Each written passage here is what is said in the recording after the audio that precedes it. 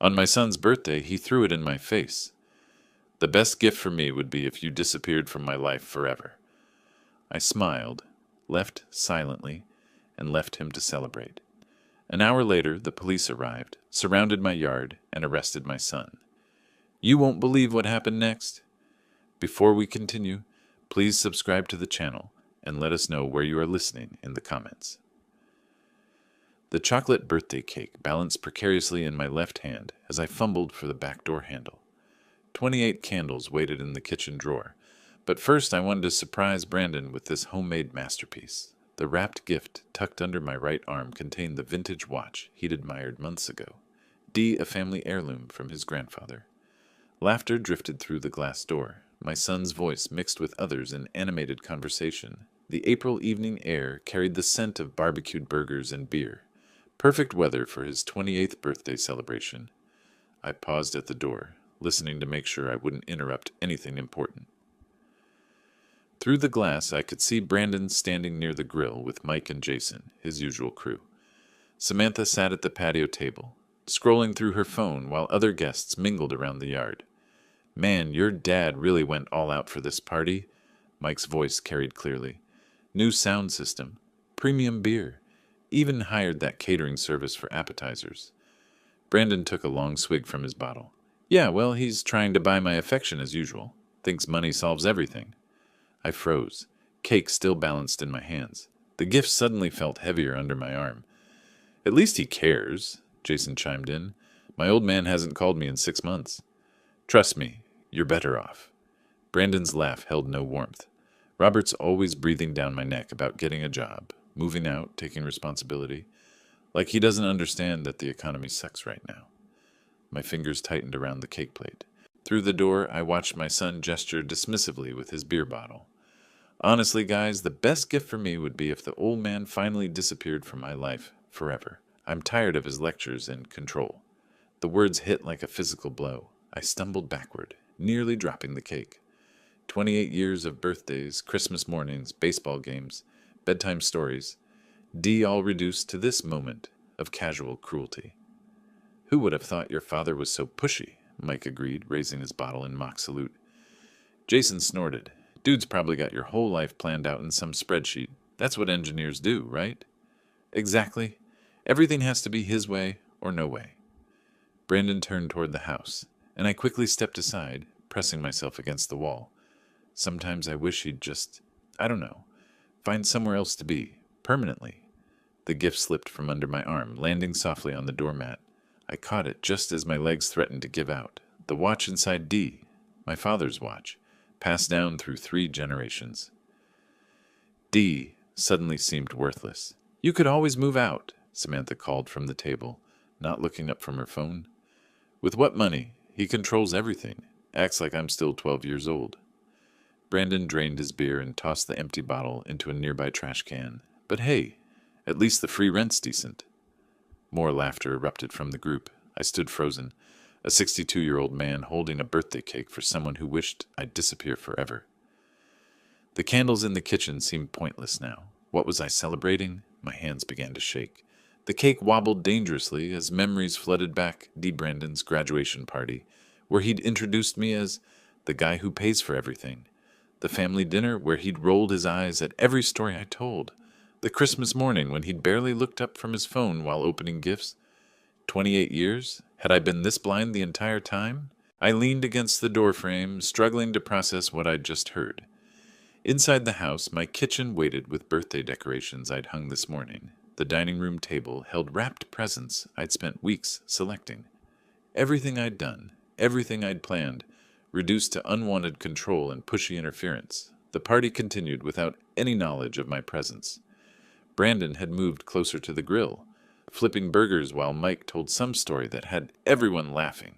They looked so comfortable, so natural in their mockery of the man who provided the house, the food, the very ground they stood on. I backed away from the door, cake still trembling in my grip. The wrapped watch felt like dead weight in my other hand. Through the glass, I could see my son living his truth. Enjoying a party funded by someone he wished would disappear. My chest tightened, with something beyond hurt, something colder, more calculating. I thought about the mortgage I'd been paying for 5 years since buying this house, the utilities, the insurance, the property taxes, the food in the refrigerator, the car in the driveway that Brandon drove without permission. Everything he took for granted while wishing I'd vanished from his life. I turned toward the kitchen, my mind beginning to work differently. If Brandon wanted me gone so badly, perhaps it was time to grant his birthday wish, but not in the way he expected. The cake could wait, the candles could wait. First, I needed to make some phone calls. 10 minutes had passed since I'd retreated to the kitchen.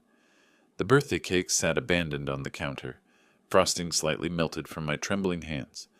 I'd paced between the refrigerator and the window, watching my son continue his celebration while processing the devastation of his words. Now I walked back through the sliding door with measured steps. No cake, no gift, no pretense of celebration, just a father demanding answers from his ungrateful son. Brandon stood exactly where I'd left him, beer bottle raised in animated conversation with Mike and Jason. The barbecue smoke drifted lazily between us as I approached their circle. Several guests glanced my way, probably expecting another fatherly interruption about turning down the music or cleaning up their mess. "Brandon!" My voice cut through their laughter. "Can we talk privately?" He turned with the casual indifference of someone who'd never faced real consequences, the same expression he'd worn when I'd found him using my credit card for online purchases, or when neighbors complained about parties while I was working late shifts. "Dad, whatever you heard, it's true." He shrugged, not even bothering to lower his voice. "You're interfering with my life, and everyone here knows it." The directness stunned me. No shame, no attempt at explanation, just brutal honesty delivered with the confidence of someone who'd never been held accountable. "How can you say that after everything I've done for you?" "Nobody asked you to. That was your choice to support me." Brandon took another swig of beer, his friends nodding approvingly. "You act like I owe you something for decisions you made." Mike stepped closer to Brandon's shoulder. "Dude's got a point, Mr. Davis. Parents choose to have kids." The casual cruelty of it hit harder than Brandon's words. Here was my son's support system, enabling his disrespect with philosophical justifications. I glanced around the backyard. My backyard, paid for with my income, maintained with my labor. And saw guests beginning to notice our conversation. 28 years. My voice remained steady despite the rage building in my chest. 28 years of providing everything you needed. And I never asked for any of it. Brandon's voice rose, emboldened by the audience. "You want gratitude for stuff I never requested? That's your problem, not mine." Jason laughed, the sound sharp in the evening air. Boomer mentality, right there. "I sacrificed, so you owe me." Several guests had stopped their own conversations now, forming a loose circle around our confrontation. Some looked uncomfortable, but none intervened. This was entertainment to them. A family drama unfolding at a party they'd remember for weeks. "So when you told your friends you wished I'd disappear forever, you meant that?" Brandon's eyes flickered with surprise. The first crack in his casual facade. He hadn't expected me to know the exact words, but the moment passed quickly, replaced by defensive aggression. "Yeah, I meant it. You hover, you lecture, you make everything about your expectations." He gestured with his beer bottle, droplets splashing onto the patio stones. "Maybe if you found your own life instead of trying to control mine, we'd both be happier." The crowd had grown larger now. Conversations throughout the backyard had quieted as more guests tuned into our public confrontation. I could feel their eyes on me. The controlling father, the overbearing parent who couldn't let his adult son live freely. Your own house, your own food, your own car. Each word came out measured, deliberate, all provided by someone you wish would disappear. "That's right." Brandon's smile held no warmth. "And when you do finally move on, I'll miss the free rent for about 5 minutes. Then I'll figure something else out." Samantha giggled from the patio table, her attention finally drawn from her phone. "Brandon, you're terrible." But she said it like a compliment, like his callousness was charming rather than devastating. The sound of her amusement mixed with the approving chuckles from Mike and Jason, creating a soundtrack of mockery around my humiliation. I stood there surrounded by people celebrating my son's cruelty. 28 years of midnight feedings, school projects, driving lessons, College tuition D, all reduced to unwanted interference in front of an audience that found our family's destruction amusing. The party continued around us, music still playing, barbecue still smoking, guests still drinking my beer and eating my food, while witnessing the complete disintegration of any respect between father and son. I turned away from the circle of faces, some smirking, others uncomfortably averting their eyes. Brandon's laughter followed me as I walked toward the house, but something had shifted in those final moments. The hurt was crystallizing into something colder, more calculating. He wanted me gone? That could be arranged, but not in the way he expected. The stairs creaked under my weight as I climbed to the second floor, each step taking me further from the laughter that still echoed through the house. My bedroom door closed with a soft click, finally separating me from the celebration of my own humiliation. I stood motionless for a moment, letting the silence wash over me. The party sounds filtered through the walls, demuted conversations, clinking bottles, Brandon's voice cutting through it all with another joke at my expense. Through the window, I could see guests moving around the backyard, their shadows dancing across the patio stones in the evening light. The mirror above my dresser reflected a man I barely recognized. When had I become this person, this doormat who absorbed insults with quiet dignity, who enabled disrespect by continuing to provide for someone who wished me dead? My reflection stared back with hollow eyes, and suddenly the memories came flooding back. Last spring's car incident flashed through my mind with painful clarity. Brandon had dragged me to 3 different dealerships, demanding I co-sign for vehicles he couldn't afford. When I'd suggested something more reasonable, he'd turned to the salesman with theatrical embarrassment. "Sorry about my dad. He doesn't understand that image matters in my field." The salesman had looked uncomfortable, but Brandon had continued with cruel precision. "He thinks driving a decent car is showing off. That's what happens when you settle for mediocrity your whole life."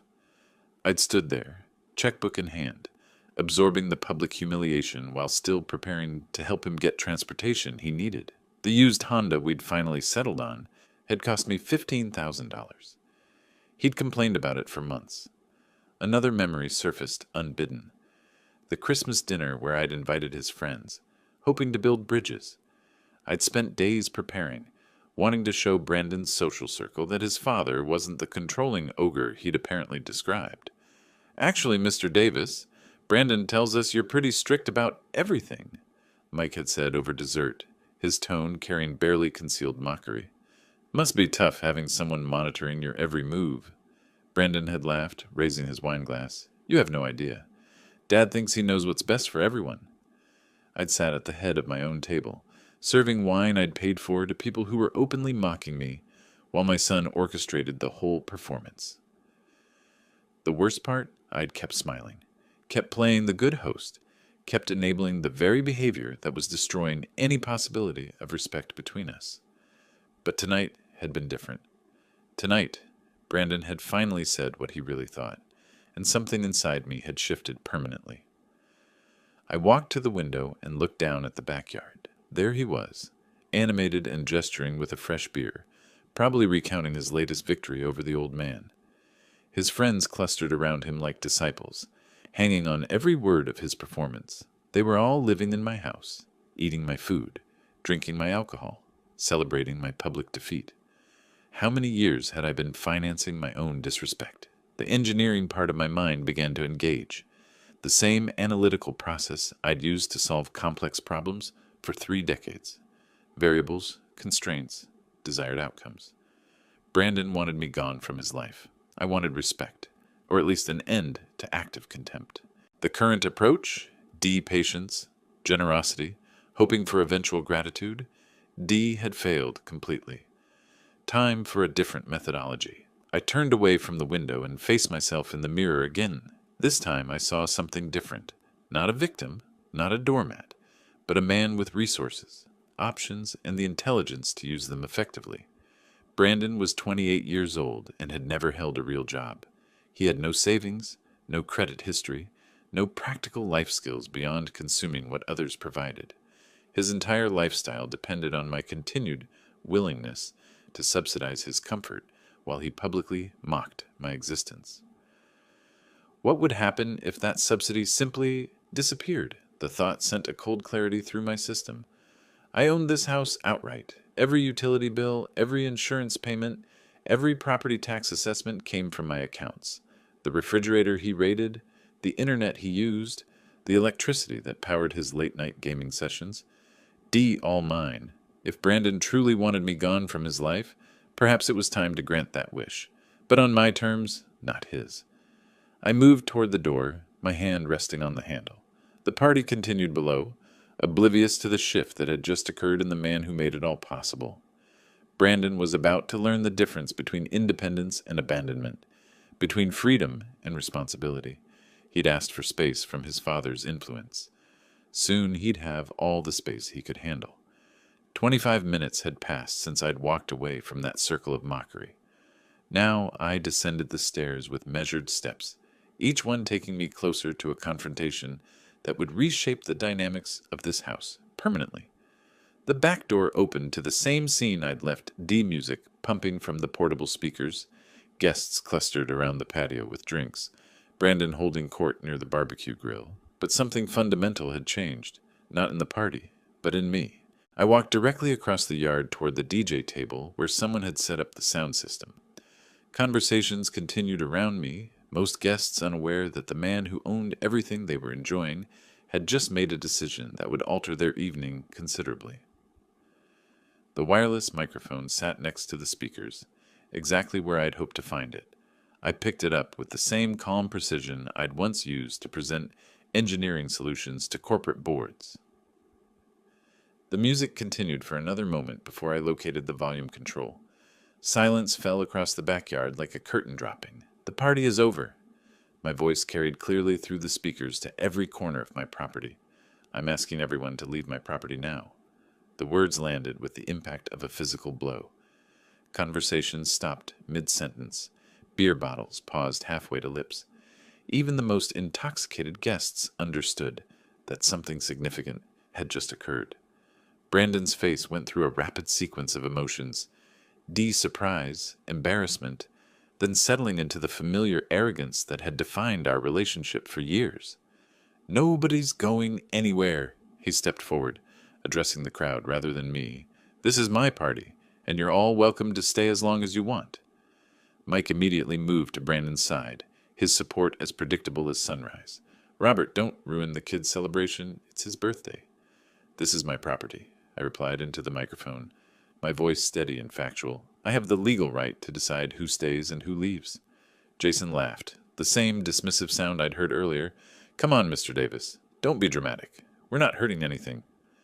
Several guests shifted uncomfortably, sensing the family conflict escalating beyond normal boundaries. But Brandon's inner circle rallied around him with the loyalty of people who had never faced real consequences for their actions. "Dad, put the microphone down and stop embarrassing yourself." Brandon's voice carried the condescending tone he'd perfected over years of taking my support for granted. "These are my friends, this is my party, and you're acting like a crazy person." The microphone amplified my response to every guest scattered across the yard. "I own this house. I pay the mortgage, the utilities, the insurance, and the property taxes.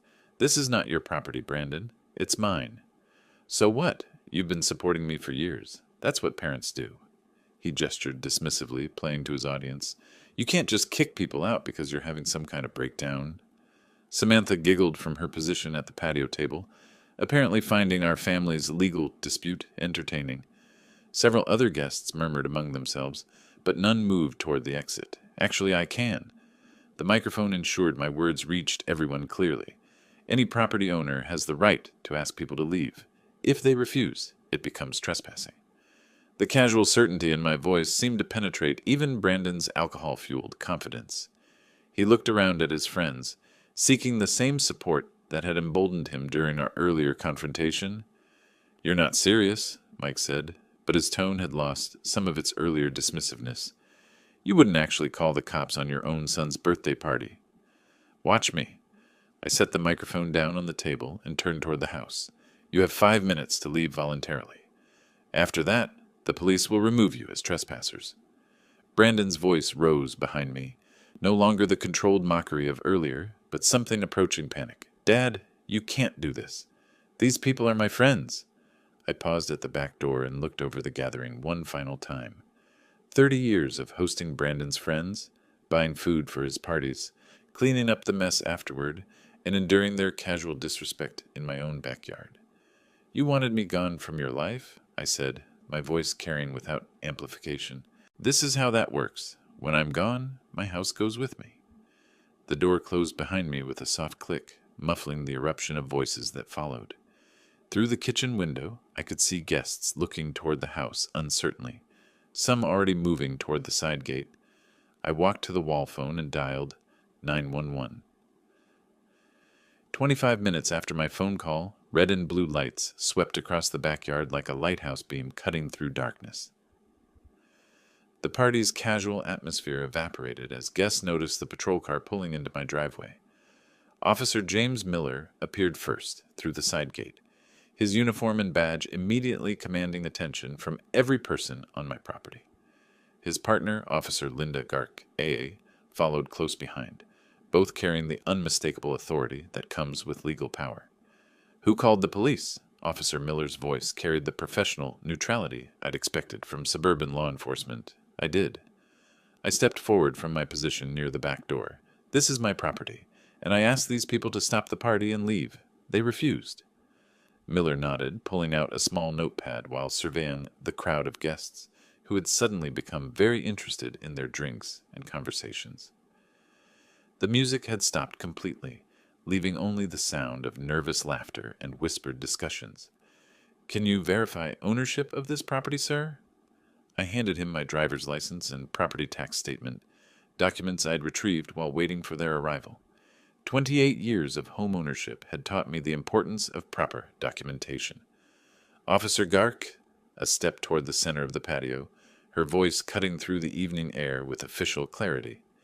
"Everyone present must leave this private property immediately. The property owner has requested your departure, and continued presence constitutes trespassing." The reaction was immediate and varied. Several guests near the garden area quickly began gathering their belongings, clearly uncomfortable with police involvement in what they'd assumed was a simple family dispute. Others looked toward Brandon, seeking guidance from someone who had no legal authority to give it. "This isn't fair." Samantha's voice rose above the general murmur of confusion. "We had permission. Brandon invited us." "Ma'am, adult children living in their parents' homes do not have the legal right to authorize guests against the property owner's wishes," Garch replied, with the patience of someone who'd handled similar situations countless times. Brandon stepped forward, his earlier confidence shaken but not entirely broken. "Officers, this is ridiculous. It's my birthday party, and my father is just being vindictive." Miller turned his attention to my son with professional detachment. "Sir, family disputes don't change property law. If your father owns this property and wants guests to leave, they need to comply." I watched from my position near the house as the crowd began to thin. About half the guests had already started moving toward the side gate, clearly wanting no part of a police intervention. These were sensible people who understood that challenging law enforcement over a backyard party wasn't worth the potential consequences. But Brandon's core group remained defiant. Mike and Jason flanked him like bodyguards, their loyalty apparently stronger than their common sense. Samantha lingered nearby, still clutching her drink as if the party might somehow continue, despite uniformed officers standing in the middle of the patio. "How long do they have to leave?" I asked Officer Miller, maintaining the same calm tone I'd used throughout the evening. "We typically allow a reasonable amount of time for compliance," he replied, "but continued refusal after official notification becomes a more serious matter." The implications hung in the air like smoke from the abandoned barbecue grill. Brandon's face showed the first real signs of uncertainty as he processed what more serious matter might mean in practical terms. "Dad, you can't actually have us arrested for having a party," he said, but the confidence that had carried him through our earlier confrontations had noticeably diminished. "I'm not having anyone arrested," I replied truthfully. "I'm simply exercising my legal rights as a property owner. What happens next depends entirely on whether people choose to respect those rights." "Gark, I checked her watch and scanned the remaining guests. Those who wish to leave voluntarily should do so now. Anyone still present in 5 minutes will be considered in violation of trespassing laws. The announcement triggered another wave of departures. Even some of Brandon's supporters began edging toward the gate, their loyalty tested by the prospect of actual legal consequences. The party that had started with 20 guests was rapidly shrinking to a stubborn core of perhaps 6 or 7 people. Brandon looked around at his dwindling support network, finally beginning to grasp the reality of his situation. But instead of backing down, he crossed his arms and planted his feet more firmly on my patio stones. "I live here," he announced to the officers. "This is my home, too." Officer Miller's patience had reached its professional limit. He stepped closer to Brandon, his hand moving toward the handcuffs on his belt with practiced efficiency. "Young man, you are breaking the law. This is your final opportunity to leave voluntarily." Brandon's response came with the same arrogance that had defined our relationship for years, but now it carried the weight of genuine legal consequences. "I'm not going anywhere. This is ridiculous. You can't arrest someone for being at their own house." "Actually, we can." Garks, a move to flank Brandon from the left, her positioning professional and deliberate. "You don't own this property, and you've been ordered to leave by the legal owner." The reality of his situation seemed to hit Brandon like cold water. His eyes darted between the 2 officers, then toward me standing near the back door, then to his remaining friends who watched in stunned silence. "Dad, tell them this is crazy. I live here." "You live here by my permission," I replied calmly. "Permission I'm withdrawing." Miller stepped forward with the handcuffs visible. "Turn around and place your hands behind your back." "Are you serious right now?" Brandon's voice cracked slightly, the first sign that his bravado was finally giving way to genuine fear. "You're actually going to arrest me?" "Turn around now." The moment stretched like a taut wire. I watched my son's face cycle through disbelief, anger, and finally a desperate kind of panic, as he realized that 28 years of avoiding consequences had just come to an end. Brandon slowly turned around, his movements stiff with resentment. The click of handcuffs closing around his wrists echoed across the empty patio with the finality of a closing door. "Brandon Davis, you're under arrest for criminal trespassing and failure to comply with a lawful order," Miller stated with the professional neutrality of someone who'd done this hundreds of times. Samantha gasped from her position near the abandoned BBQ grill. "This can't be happening. Robert, you can't let them arrest your own son." I met her gaze with the same calm I'd maintained throughout the evening. "I'm not letting them do anything. I called them specifically because Brandon refused to respect my property rights." As the officers began walking Brandon toward the side gate, he twisted around to face me, his expression transformed into something I'd never seen before. Genuine hatred mixed with disbelief. "Dad, I will never forgive you for this. You think you've won something, but you just made the biggest mistake of your life." The venom in his voice would have devastated me just hours earlier. Now it simply confirmed that my decision to take drastic action had been correct. A son who could speak to his father with such hatred while being arrested for trespassing on his father's property had lost any claim to family loyalty. "We'll see," I replied. Miller opened the rear door of the patrol car, his hand guiding Brandon's head as he climbed into the back seat. Through the window, I could see my son's face contorted with rage, his mouth moving in what I assumed were additional threats I was grateful not to hear. Mike stepped forward, his earlier confidence completely evaporated. "Officer, how long will he be held? When can we bail him out?" "That depends on the charges and the judge's decision," Garza replied. "Criminal trespassing can carry a sentence of up to 2 weeks in county jail, plus fines." 2 weeks. The number settled into my mind with perfect satisfaction.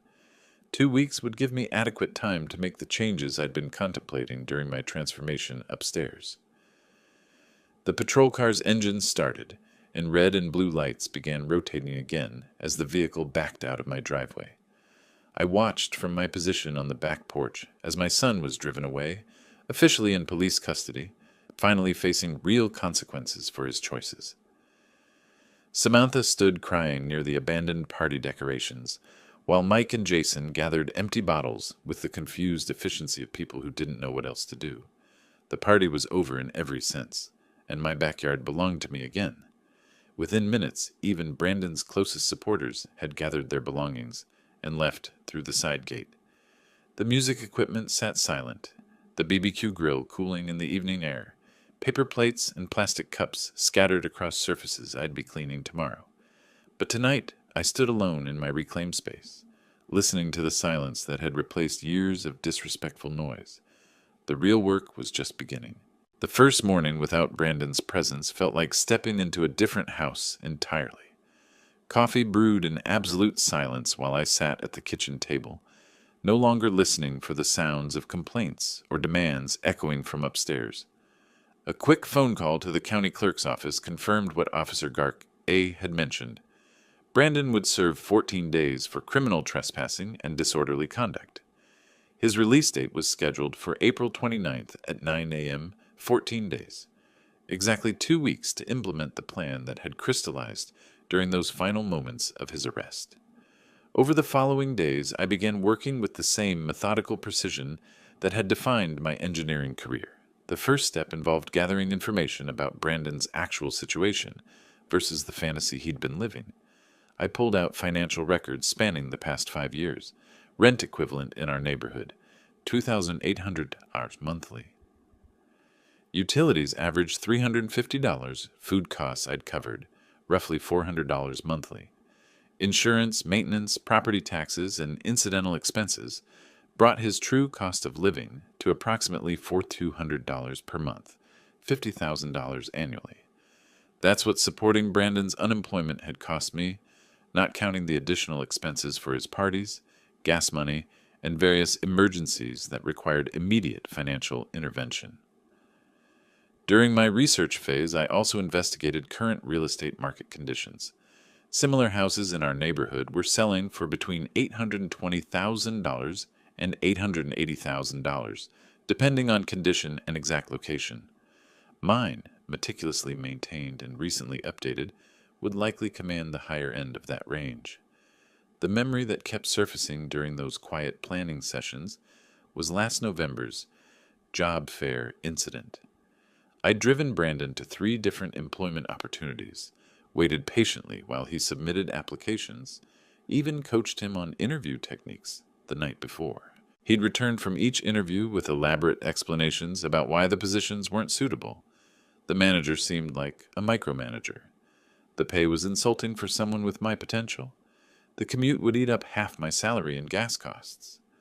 Within a week, I'd discovered through a friend that Brandon had intentionally sabotaged each interview, arriving late, dressed inappropriately, and giving flippant answers designed to ensure rejection.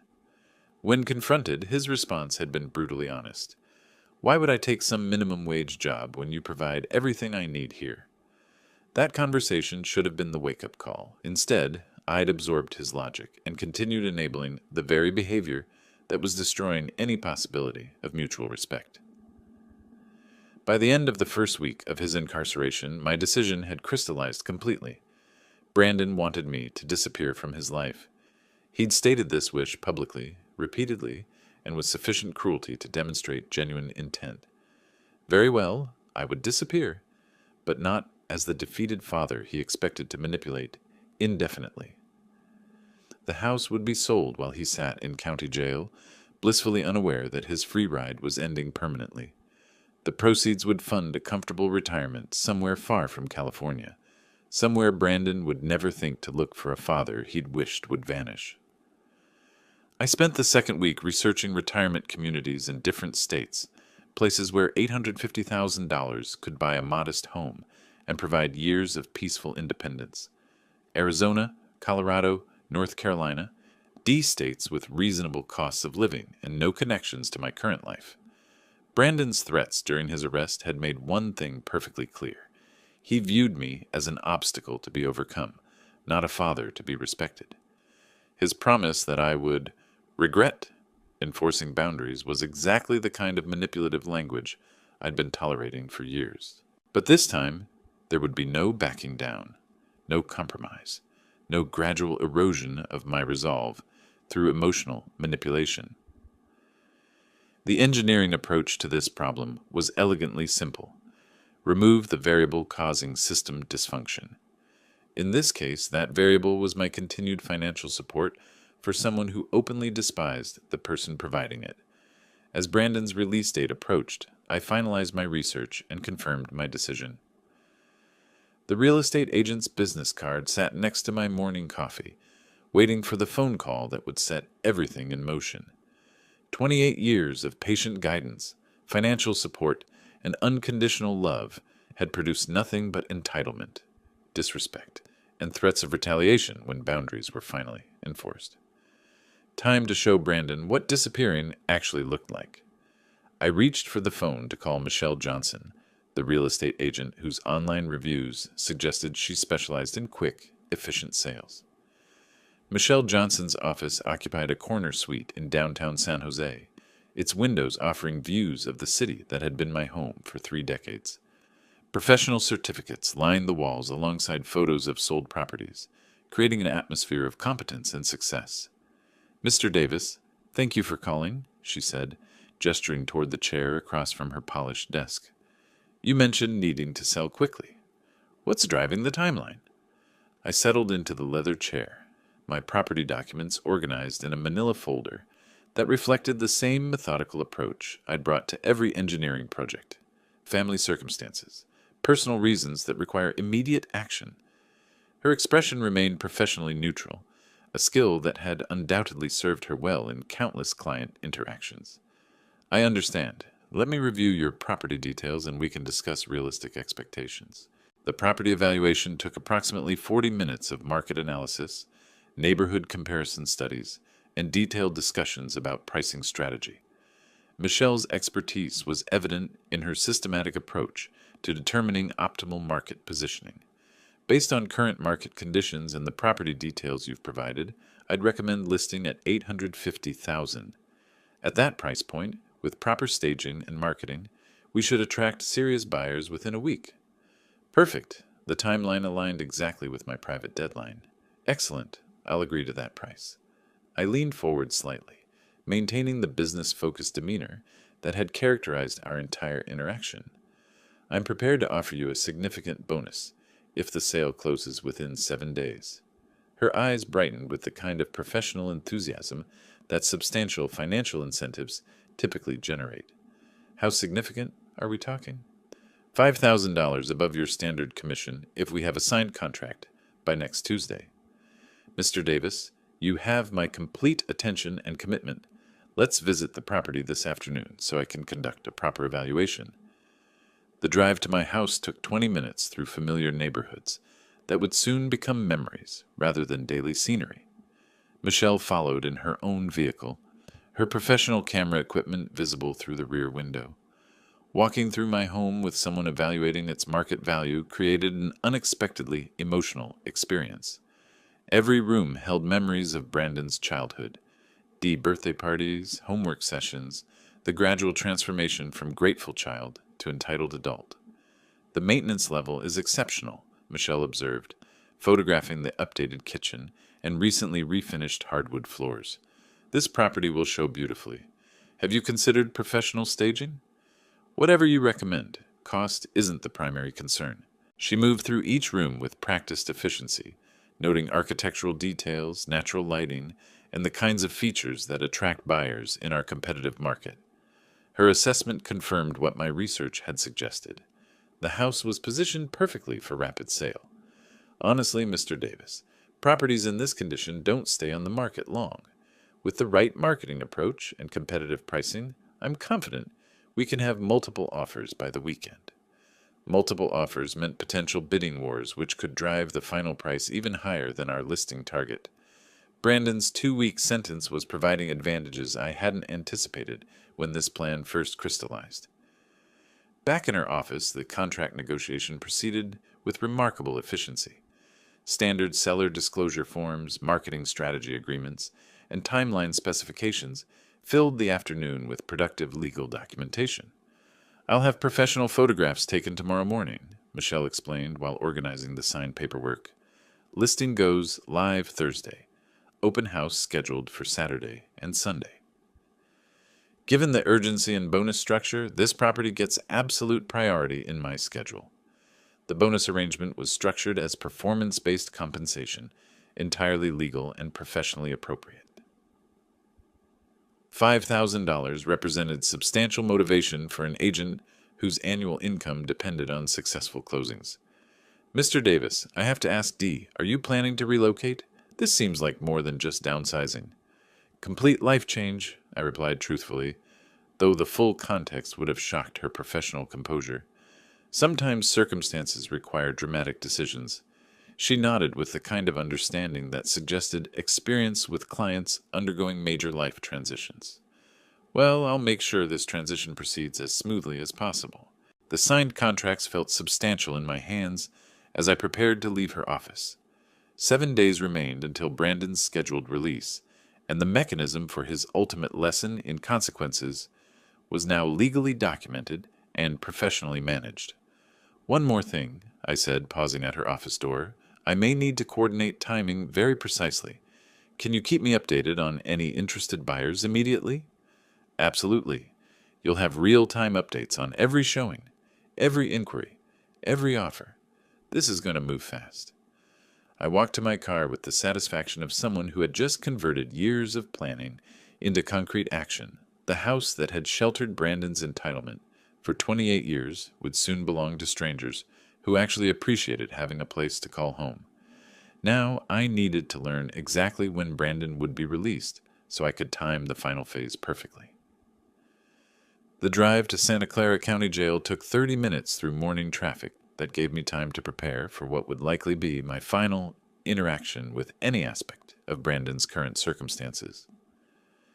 The facility emerged from the industrial landscape like a concrete monument to consequences. Exactly what my son would soon understand intimately. Security procedures required identification verification, metal detector screening, and visitor registration that transformed citizens into processed subjects within the institutional system. The efficiency impressed me with its methodical approach to human management. I need information about an inmate, I told the corrections officer at the visitor information desk, sliding my driver's license across the polished counter. Sergeant Davis D., no relation, despite the shared surname D., reviewed my identification with the professional neutrality that characterized every aspect of this sterile environment. His uniform and badge represented authority that transcended personal feelings or family dynamics. Name of the inmate? Brandon Davis. He's serving 2 weeks for criminal trespassing. The sergeant's fingers moved across his computer keyboard with practiced efficiency, accessing databases that contained every detail of Brandon's current legal situation. The institutional system had reduced my son to a number, a cell assignment, and a release schedule. Brandon Davis, booked April 15th. His eyes scanned the monitor without emotion. Your son will be released. April 29th at 9:00 a.m. Perfect. The timing aligned exactly with my strategic requirements. Thank you for that information. I maintained the same professional tone that had characterized my entire interaction with this facility. Is there anything else I should know about the release process? Standard release procedures. He'll be processed out through this same building, return personal effects, given transportation voucher if requested. Sergeant Davis looked up from his screen with the kind of helpful efficiency that marked quality public service. Would you like to visit with him while you're here? The question hung in the air between us like smoke from an extinguished fire. Here was my opportunity to see Brandon face to face, to gauge his emotional state, perhaps even to prepare him for what awaited his return home. No, that won't be necessary. 4 words that severed whatever remained of traditional parental obligation. Sergeant Davis showed no reaction to my refusal. Family dynamics weren't part of his professional concern, only procedural compliance and information distribution. Visiting hours are daily from 2 to 4 p.m. if you change your mind, he offered with the same neutral helpfulness he'd shown throughout our interaction. I appreciate the information, but I have everything I need. The conversation concluded with the institutional efficiency that had marked its beginning. No personal questions, no judgment about family relationships, no curiosity about my reasons for gathering release information without visiting my incarcerated son. Walking back through the security checkpoints felt like emerging from a controlled environment designed to strip away individual identity and personal choice. Brandon had spent 10 days in this system that reduced humans to numbers and schedules, learning what accountability actually meant in practical terms. The drive home provided time to calculate final timeline coordination. April 29th, 9 a.m. Brandon would be processed out of county jail, expecting to return to the house that had sheltered his entitlement for 28 years. Instead, he would discover that his father had finally taken his advice about disappearing from his life. Michelle's real estate expertise suggested the property would likely sell by the weekend, giving me several days to coordinate closing procedures with Brandon's release timing. The house that had enabled his disrespect would belong to strangers who appreciated having a place to call home. The engineering precision of this revenge plan satisfied every aspect of my methodical nature. Variables controlled, timelines synchronized, resources allocated efficiently, and desired outcome guaranteed through legal channels that Brandon himself had initiated. Back in my driveway, I sat in the car for a moment, contemplating the house that would soon cease to be my responsibility. Every mortgage payment, every utility bill, every maintenance expense had subsidized someone who wished I would disappear from his life forever. Tomorrow, I would coordinate with Michelle about showing schedules and potential buyer interest. The institutional visit had confirmed that Brandon remained exactly where consequences had placed him, unaware that his father was implementing the ultimate lesson in gratitude and respect. By the time he walked out of county jail next Tuesday morning, the home he'd taken for granted would be an escrow to buyers who actually wanted to live there. My phone rang as I reached the front door. Michelle's name appeared on the caller ID, probably with updates about buyer interest and showing appointments. "Michelle speaking," came the cheerful voice through my phone as I stepped through my front door for what would likely be the last time as its owner. "Robert Davis, you called." "Wonderful news. The Garcia family has accepted our asking price. Full cash offer, no contingencies, closing tomorrow morning at 9:30. Perfect timing. Brandon would be released at 9, giving him just enough time to return home before discovering that home no longer existed in any meaningful sense. Excellent work, Michelle. That bonus is well earned. The next 24 hours compressed into a whirlwind of final arrangements that would have impressed any project manager. Moving trucks, document signing, key transfers, and the careful coordination of a revenge plan, 2 weeks in the making. Carlos and Maria Garcia arrived with their 2 children in a moving truck filled with the hopeful energy that comes with starting fresh in a new home. Their excitement reminded me of my own feelings when I'd first bought this house 30 years ago, back when Brandon was still grateful for bedtime stories and birthday parties. "Mr. Davis, thank you so much for accepting our offer quickly," Maria said as their kids ran through what had been Brandon's childhood home. "We know you were in a hurry to sell. Life circumstances change rapidly sometimes." I handed Carlos the garage door opener and house keys, feeling the symbolic weight of transferring ownership to people who would actually appreciate living here. "I do have one small favor to ask." "Of course, anything." "My son is traveling and may stop by tomorrow, not knowing about the sale. Could you give him this note?" I handed Maria a sealed envelope with Brandon's name written in my careful engineering script. She accepted it with the kind of helpful courtesy that characterized people who understood the complexity of family logistics during major life transitions. The note's contents had been carefully crafted over several drafts, brief, emotionally neutral, and devastatingly final. "Brandon, you said you wanted me to disappear from your life forever. I've decided to grant your wish. The house has been sold. I am traveling extensively and will be unreachable indefinitely. You now have the independence you've always demanded." Robert 40, words that summarize 28 years of financial support, emotional investment, and accumulated disrespect. No forwarding address, no explanation of timeline, no opportunity for negotiation or emotional manipulation. After the Garcia family settled into their new home, I walked next door to Frank Collins' house with a single suitcase and a request that would position me perfectly for tomorrow's revelation. Frank had been my neighbor for 15 years, a reliable man who helped with snow removal and accepted packages when I traveled for work.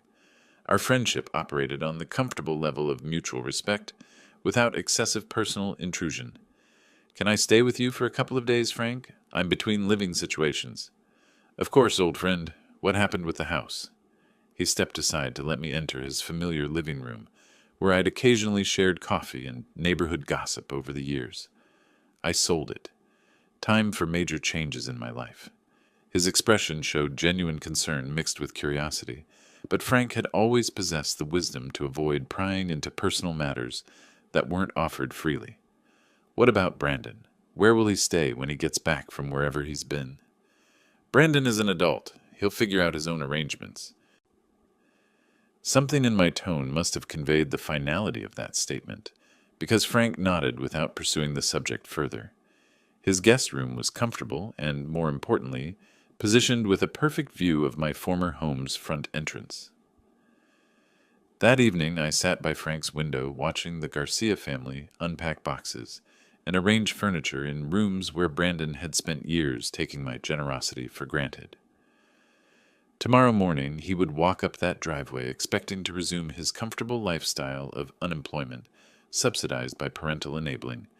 Instead, he would meet strangers who owned everything he'd assumed would always be available for his use.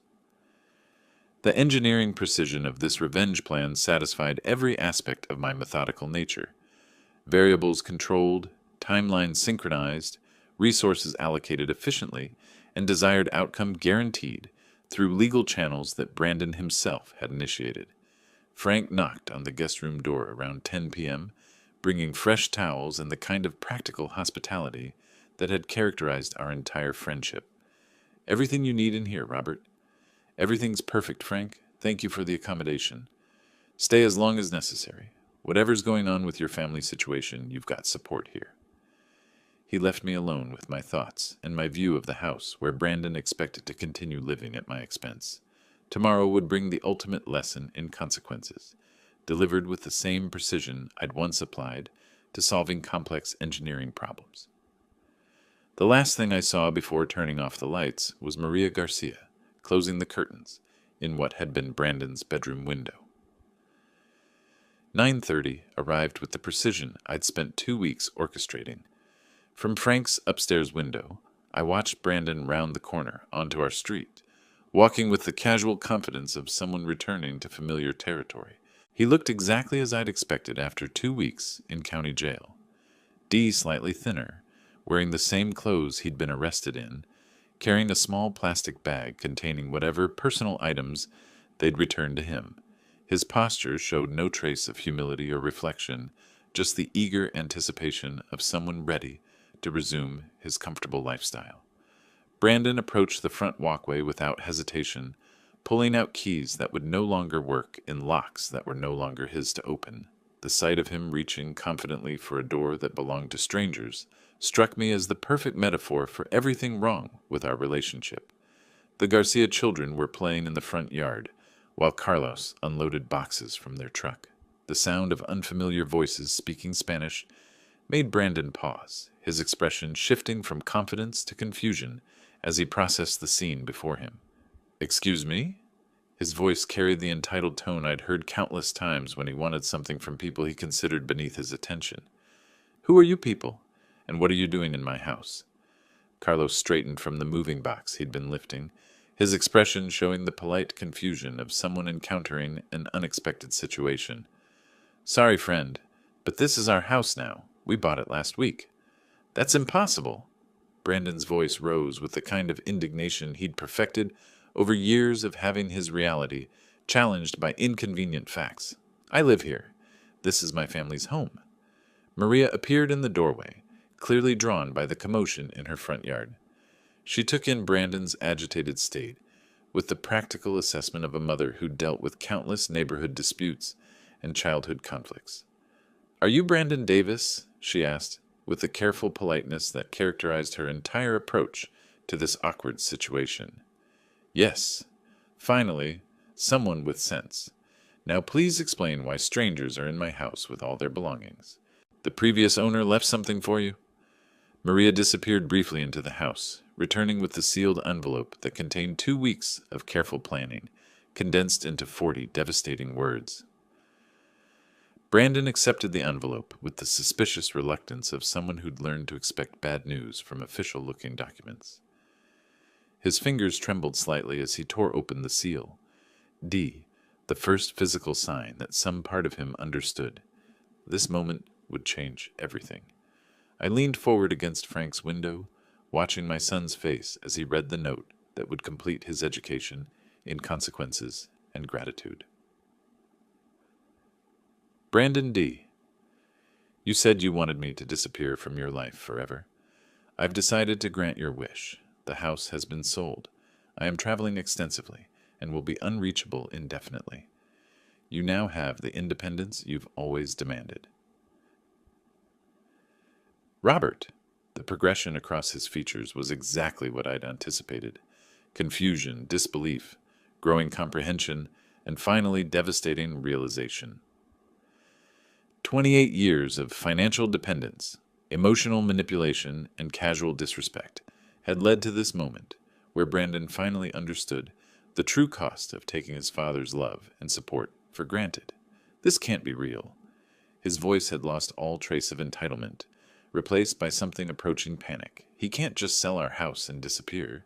That's not how families work. Sir, I'm sorry for your situation, Carlos said with genuine sympathy. But we have all the legal paperwork. The sale was completed yesterday morning. Brandon's legs seemed to give out slightly, forcing him to lean against the mailbox that no longer belonged to his family. The plastic bag from the jail fell from his grip, spilling his few possessions onto the sidewalk that had once led to his front door. Where am I supposed to live? How am I supposed to eat? The questions came out as desperate whispers, rather than the demands I'd grown accustomed to hearing. Maria and Carlos exchanged glances, clearly uncomfortable with witnessing this family crisis, but uncertain how to help someone whose father had deliberately orchestrated his homelessness. From my hidden position, I felt a complex mixture of satisfaction and unexpected sympathy. The justice was perfect. D. Brandon had received exactly what he'd claimed to want, but watching his complete emotional collapse stirred something uncomfortably close to paternal concern.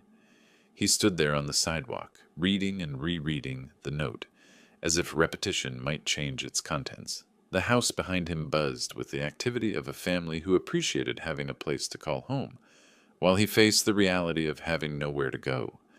28 years of enabling had ended with 40 words and a sold house. The lesson in consequences was complete, delivered with the same precision I'd once applied to solving complex engineering problems.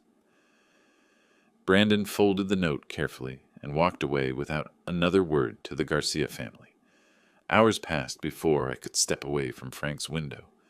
Brandon had disappeared around the corner, but the image of his tears remained burned into my memory like an unexpected photograph. He'd cried.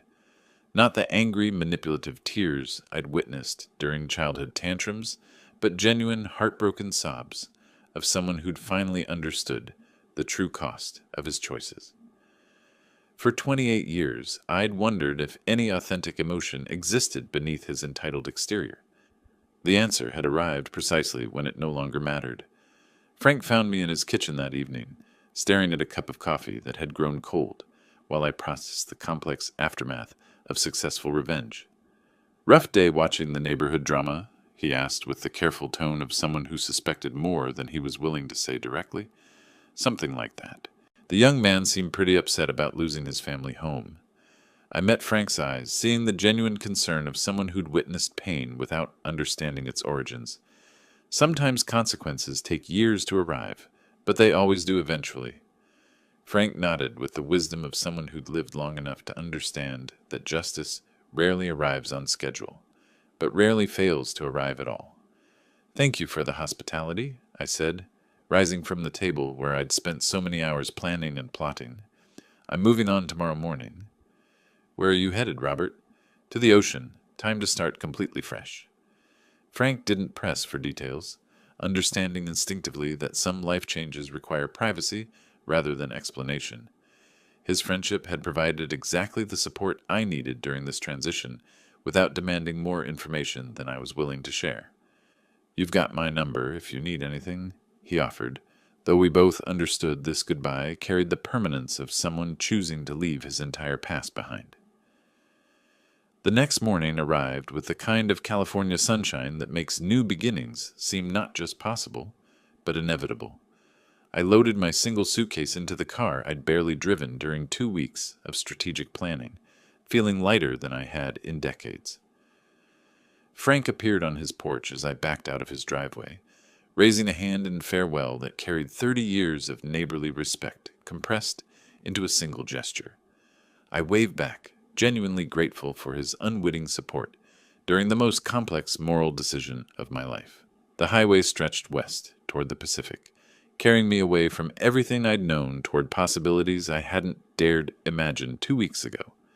$850,000 in my bank account, no family obligations, no one depending on my financial support or emotional availability.